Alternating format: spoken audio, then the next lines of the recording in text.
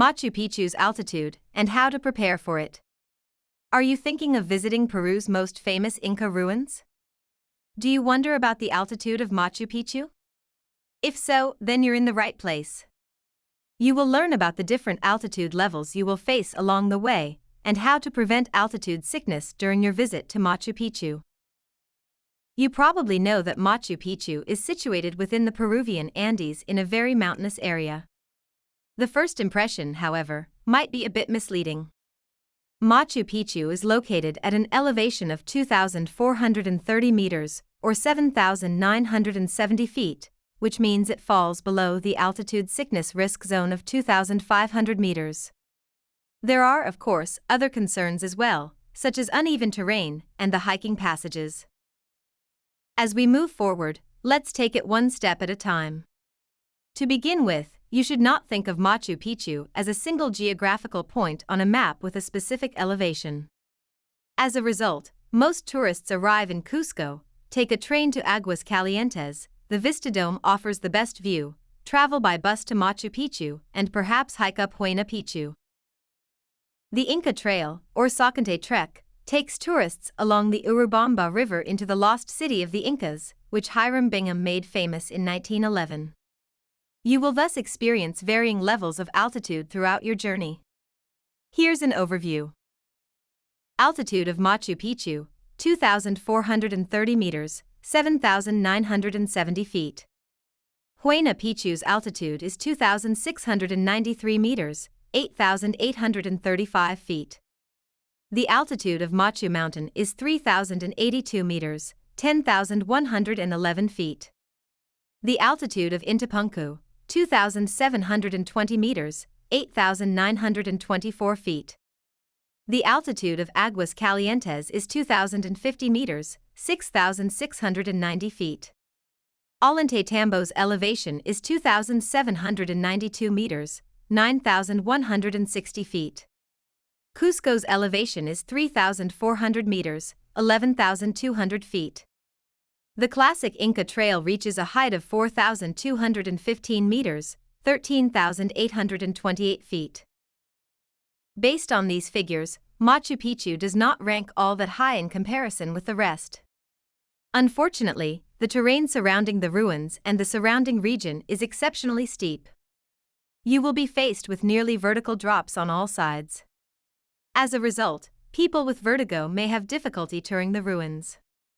In addition, any altitude listed for Machu Picchu is misleading because the mountain ridge isn't perfectly level. The Guardian's Hut is considerably higher than the Temple of the Condors, the iconic viewpoint. Ancient stairs and dirt paths connect the different regions, but even if you stick to the classic round trip through Machu Picchu, that's still a difference in the height of approximately 70 meters. Machu Picchu is backed by a mountain. It is called Huayna Picchu and is 2,693 meters high. Huayna Picchu is therefore 260 meters higher than Machu Picchu. Alternatively, Machu Mountain is also higher, but equally challenging, altitude 3,083 meters. There are, however, no traces of the Inca Empire to be found at its peak. Is it really possible to get altitude sickness in Machu Picchu? There is no need to fear altitude sickness, or sometimes incorrectly called mountain sickness in Machu Picchu. Regardless of many tourists' fear, altitude sickness begins above 2,500 meters. However, suppose you are coming from a place with a shallow elevation, like from the coast. In that case, you may experience some slight nausea, shortness of breath, and very mild altitude sickness in the first 24 hours. Actual acute altitude sickness symptoms, meaning severe headaches, stomach illness, dizziness, sleep disturbance, and sometimes even nose bleeding, are doubtful to occur.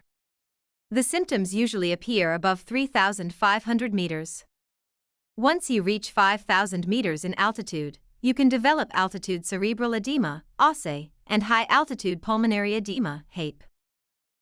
However, the risk of altitude sickness is higher on the Inca Trail than on other trails.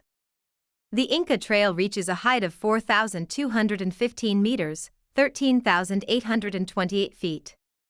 Therefore, starting the altitude acclimatization process as early as possible is the best idea. Spend some time in a lower region of Peru, or just relax in Ollantaytambo and the Sacred Valley for a few days. In addition to that, there are many medications available to prevent altitude sickness, but taking it gradually is the best and cheapest approach. After you arrive, your body will require some acclimatization time. Note: the more fit you are, and the older, the harder it will be for your body to adapt to higher altitudes. Machu Picchu was the site of the death of the 68-year-old British tourist a couple of years ago. It is believed that the high altitude contributed to his death.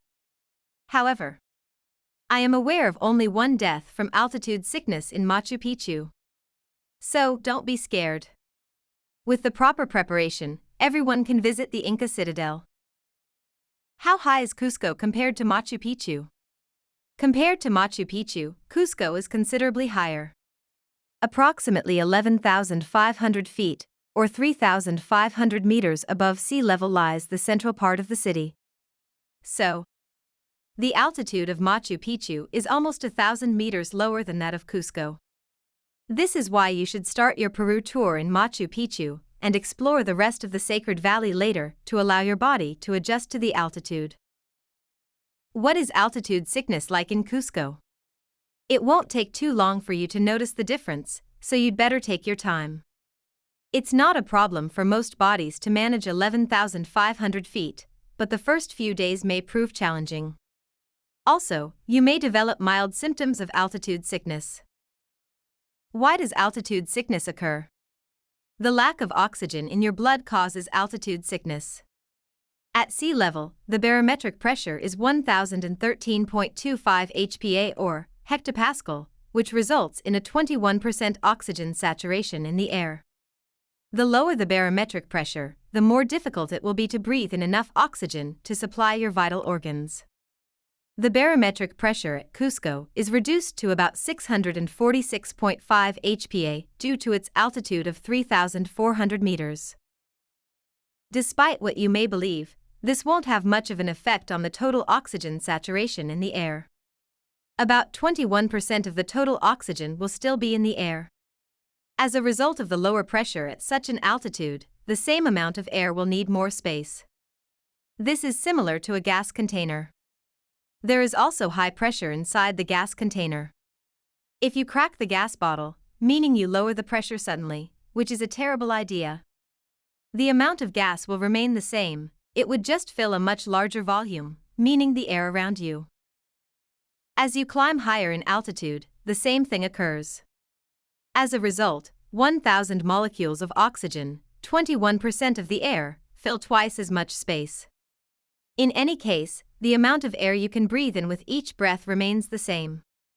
In Cusco, every breath you take delivers 35% less oxygen to your body than in Lima, located on the coast. The air is literally thinner. Note: because it is colder at higher altitudes, the effect is less severe since cold gas requires less volume. Machu Picchu altitude sickness, precautions and acclimatization. I am not a doctor. Therefore, this information is for informational purposes only. Please consult your physician if treatment is necessary. In any case, here are 10 commonly accepted guidelines that will help you avoid altitude sickness in Machu Picchu and throughout the Andes. Take a deep breath to get all of the air you can. Drink lots of water to stay hydrated. But why? When you breathe more often, you lose more water through breathing. Hemoglobin levels can be maintained with chlorophyll drops.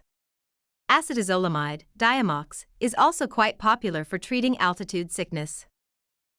Drinking alcohol and taking drugs is not recommended, as most are respiratory depressants, which slow acclimatization. Also, alcohol dehydrates you. Do not smoke during the first few days. It's important not to overexert yourself. Take the time to enjoy the views around you and take another picture instead.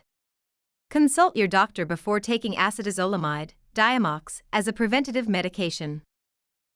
Coca tea or coca leaves are offered by the locals as a traditional remedy for altitude sickness.